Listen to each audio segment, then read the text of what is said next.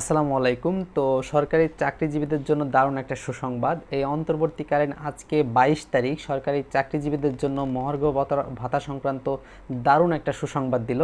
তো যারা সরকারি চাকরিজীবী আছেন, যারা মহার্ঘ ভাতার আপডেট জানতে চাচ্ছেন, সর্বশেষ আপডেট কি সিদ্ধান্ত হলো, কোনটা বাতিল হলো, তো ভবিষ্যতে কী হবে, কত তারিখ থেকে কার্যকর, হোল ডিটেলস কিন্তু আজকে এই ভিডিওতে আলোচনা করব। সুতরাং যারা মহার্ঘ ভাতা সংক্রান্ত তথ্য, সর্বশেষ তথ্য কি, একদম অথেন্টিক তথ্য আমি দেওয়ার চেষ্টা করব।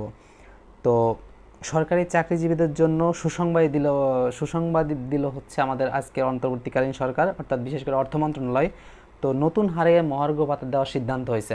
আজকে 22 তারিখ একটা মিটিং হয়েছিল অর্থ মন্ত্রণালয়, এবং সেখানে সরকারি চাকরিজীবীদের নতুন হারে মহার্ঘ ভাতা দেওয়ার একটা সিদ্ধান্ত হয়েছে। তো এই সিদ্ধান্ত কবে কার্যকর হবে, এটা একটা প্রশ্ন। তো সিদ্ধান্ত যেটা হলো সেটা হচ্ছে আগামী 1 জুলাই থেকে এই মহার্ঘ ভাতা কার্যকর হবে।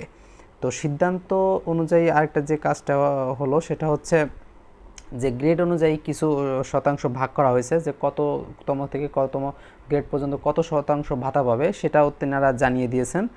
যে এবং মহার্ঘ ভাতা দেওয়ার পর সরকারের যে খরচটা হবে সেটাও বলেছেন, যে মহার্ঘ ভাতা দেওয়ার পর প্রায় বাড়তি 7,000 কোটি টাকা সরকারের অতিরিক্ত খরচ হবে। এবং আমি যদি বলি যে কততম থেকে কততম গ্রেড পর্যন্ত ভাতা দেওয়া হয়েছে, আপনারা জানেন যে 1 থেকে 20তম গ্রেড আছে, এবং 1 থেকে 9ম গ্রেডের যে সরকারি চাকরিজীবী কর্মকর্তা আছেন তারা পাবেন হচ্ছে 15% হারে মহার্ঘ ভাতা, এবং 10 থেকে 20তম গ্রেডের যেই কর্মচারী আছেন তারা পাবেন হচ্ছে 20% হারে মহার্ঘ ভাতা বা ডিয়ারনেস অ্যালাউন্স। তো এবং এটাতে দেওয়ার পরবর্তীতে আমি যেটা আগে বললাম, যেটা 1 জুলাই থেকে কার্যকর হবে, এবং সরকারের বাড়তি ব্যয় হবে এখানে 7,000 কোটি টাকা অতিরিক্ত। এবং আপনাদের একটা বিষয় মাথায় রাখা লাগবে, যে একটা জিনিস কিন্তু বাদ দেওয়া হয়েছে, যে এই মহার্ঘ ভাতা দেওয়ার সাথে সাথেই যে আপনারা 5% যে প্রণোদনার সুবিধাটা পেতেন আগে, সেই প্রণোদনার সুবিধাটা কিন্তু বাতিল হয়ে যাবে।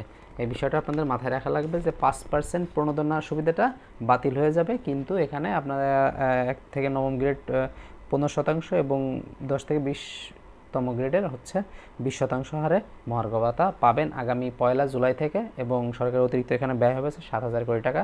এটা সর্বশেষ আজকের অর্থ মন্ত্রণালয়ের চূড়ান্ত মিটিংয়ের একটা সিদ্ধান্ত।